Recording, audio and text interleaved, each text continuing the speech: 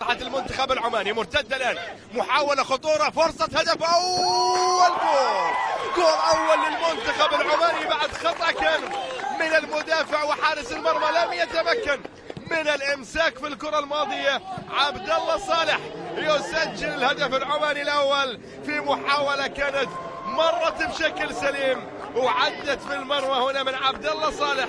يسجل أول الأهداف للمنتخب العماني بعد مرور 13 دقيقة. شوف العرضية، شوف المدافع صدت فيه وللحارس وبعد كذا عادت على طبق من خطيرة 3-1. شوف التشكيل الدفاعي. فرصة الآن، ثاني المنتخب العماني. جول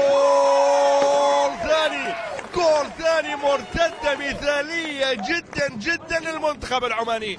مثالية هذه الكرة للمنتخب العماني. انطلاقة وهدف ثاني من بدر نصيب. يسجل هدفا ثانيا للمنتخب العماني. بدر نصيب سليم يسجل مع الدقيقة رقم 77. يتقدم المنتخب العماني بهدف ثاني بعد كرة مرتدة مثالية شاهدنا فيها لاعب واحد من أمام ثلاثة. شوف، واحد من أمام ثلاثة.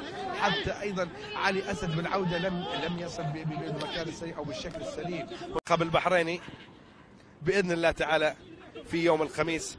هنا محاولة، مرور بشكل سليم، وفرصة الآن لهدف ثالث. والمنتخب العماني نعم يسجل ثالث الأهداف في مرمى المنتخب القطري عن طريق اللاعب البديل سامي خميس. إذن يسجل ثالث الأهداف بشكل سليم. يسجل إذن سامي صاحب الهدف الثالث مع الدقيقة رقم 94. إذن ثلاثة أهداف عمانية بدأها عبد الله صالح مع